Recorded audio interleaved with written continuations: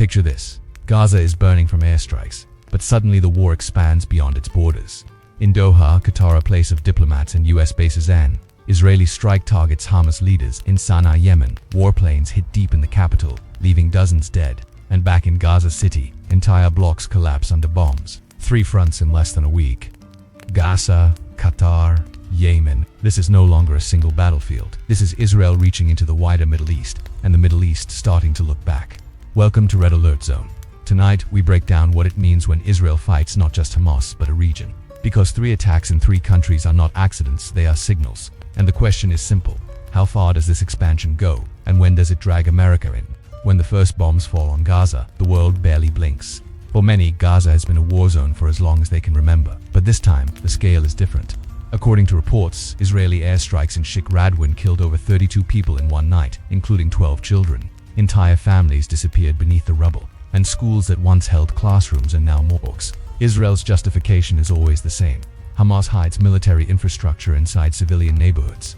For Tel Aviv, these strikes are not cruelty, they are necessity. But outside Israel, that narrative collapses under the weight of images.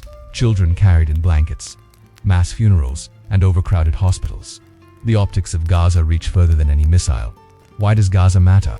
Because Gaza is not just Gaza, is the moral amplifier of the Middle East. Every image of destruction fuels militias in Iraq, Hezbollah in Lebanon, and Houthis in Yemen. Every childless funeral strengthens Tehran's case for intervention and weakens Washington's argument for restraint. Gaza is the fuse that never burns out, because every strike makes the fuse longer and the explosion louder. Hours 0 to 6, the strike the night begins with explosions in Gaza City. Electricity cuts, ambulances race, and phones buzz with unverified videos. Hashtags like #PrayForGaza trend instantly, flooding feeds from Istanbul to Jakarta. The Arab street is awake, and governments take notice. Hours 6 to 12. The echo statements roll out. Hezbollah warns of retaliation. Iraqi militias promise escalation against US assets. Houthis broadcast threats of new missile launches toward Israel. None of them fire yet, but the signals are clear. Gaza is the trigger, the tripwire, the excuse. Hour 12 to 24. The amplifier. By the end of the first day, Gaza's dead are counted not just in numbers but in politics. Leaders in Cairo, Amman, and Ankara issue condemnation. Washington faces pressure. How long can America support Israel when Gaza burns this brightly? In every capital, decisions are shaped less by strategy and more by the emotional gravity Gaza generates. Mini recap. Gaza isn't just a war zone. It is a theater that scripts responses across the Middle East. Every bomb dropped here writes new lines for Hezbollah, Iran, and the Houthis. And this time, those lines are already being acted on. If Gaza is the fuse, Qatar is the spark no one expected.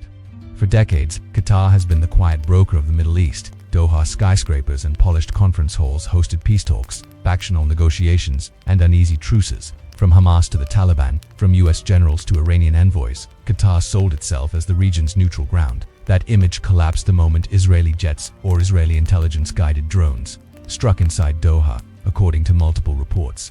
The strike targeted Hamas political leaders who had long used Qatar as their external headquarters. These were not secret men hiding in basements. They lived under the watchful eye of a government that saw hosting them as leverage. Israel decided that leverage had become sanctuary, and sanctuaries in Israel's view are fair game. Hours 0 to 6. The shockwave. The first hours after the strike were filled with disbelief. Doha residents reported explosions in a city more accustomed to diplomatic convoys than air raid sirens. Embassies scrambled for information. American officials, caught off guard, rushed to confirm that US personnel and bases were not targeted. But the message was clear. If Israel is willing to hit Hamas leaders in Qatar, then no capital in the Gulf is off limits. Markets reacted instantly.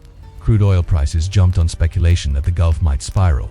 Insurance premiums on tankers climbing through the Strait of Hormuz spiked for investors. The geography mattered less than the precedent. The Middle East's supposedly safe zone was no longer safe. Hours 6 to 12. The diplomatic fallout. By midday, Gulf capitals were in emergency sessions. Saudi Arabia, the UAE, Oman all worried. If Israel could act in Doha without consulting Washington, what did that mean for their own security arrangements? The Guardian reported that the strike shattered Gulf confidence in US protection. For years, these states believed that American bases in the region were deterrents. That belief was fragile but functional. Now, the image of Israeli munitions hitting a city with a US Air Force base nearby turned deterrence into doubt. Leaders asked questions their people had been whispering for years. Can Washington restrain Israel? Or has Israel become a regional actor unconstrained, even by its closest ally? Hour 12 to 24. Iran's opportunity as the Gulf reeled. Tehran moved. Iranian officials denounced the attack not just as aggression against Hamas, but as an insult to Arab sovereignty. This was shrewd politics. Iran positioned itself not merely as Hamas's backer, but as the defender of Gulf dignity. Messages flowed to Doha, to Riyadh, to Abu Dhabi. If the Americans can't protect you from their own ally, who can? This is the dangerous pivot. When trust in us guarantees erodes, space opens for rival powers. Russia, already in Syria, whispers offers of mediation. China, with its trade deals and energy hunger, suggests it can bring balance, and suddenly, America isn't the indispensable nation, it's the question mark in the room. Day 2 to 3. Escalation risks. The strike in Qatar doesn't stay contained to Doha. Gulf air defense systems quietly move to higher alert. American bases receive new security protocols. Diplomats cancel public appearances. Airlines reroute flights to avoid perceived risk corridors. Each adjustment is minor. Together, they sketch a picture of a region preparing for the possibility that the war in Gaza has metastasized into something larger, and the most dangerous question lingers. What happens if retaliation for the Doha strike hits American soil in the Gulf? A rocket, a drone, even a cyber attack on U.S. facilities in Qatar or Bahrain could drag Washington into a fight it never authorized. Israel made its point, but the consequences will be borne by everyone in range of a reprisal. Why Qatar matters. Qatar isn't Gaza. It's not a front line. It's where us generals meet Gulf princes, where billions in energy deals are signed, where diplomats ink ceasefires and truces. By striking here, Israel turned a political backroom into a battlefield, and once a battlefield opens, it rarely closes quickly. Mini recap. Gaza is the fuse that ignites outrage, but Qatar is the shock strike that collapses trust. When allies stop believing in American protection, the balance of the entire Middle East tilts. And into that tilt rush Iran, Russia, and China. If Gaza is the fuse and Qatar is the shock strike, Yemen is the battlefield the world forgot until now. For years, the war in Yemen burned in the shadows, with Houthis firing drones at Saudi Arabia, tankers dodging missiles in the Red Sea, and famine spreading quietly in the background. But Israel's decision to strike deep into Sanaa, the Yemeni capital, turned that forgotten war into a front line of its own. According to Associated Press reports, Israeli raids killed at least 46 people, including women and children. The Houthis, backed and armed by Iran, vowed that blood will be answered with fire. For Israel, the attack was framed as a defensive necessity. The Houthis had already launched drones and missiles at Israel, some intercepted, some striking ports and energy hubs. But by hitting Sanaa itself, Israel shifted the conflict from a border skirmish to a regional escalation. Hour 0 to 6. The strike lands. The first hours after the strike in Sanaa were chaotic. Images of collapsed apartment blocks circulated on Arab satellite channels. Crowds chanted against Israel and America, because in the regional narrative, the two are inseparable. At the port of Hodeidah, armed Houthi patrols fired into the air, declaring the Red Sea a military zone.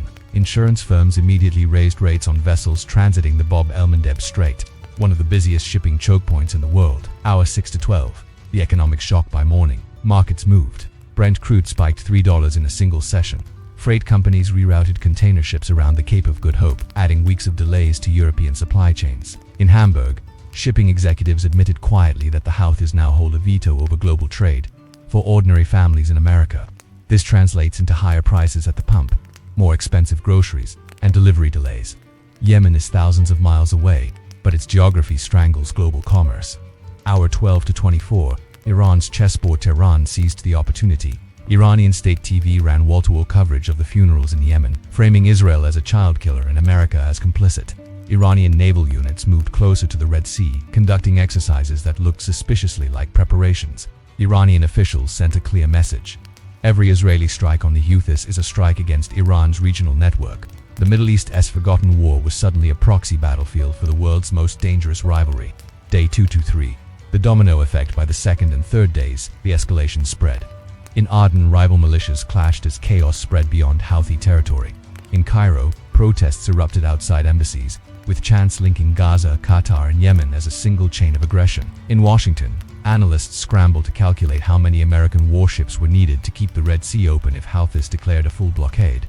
For Israel, the logic was simple: cut off threats before they grow.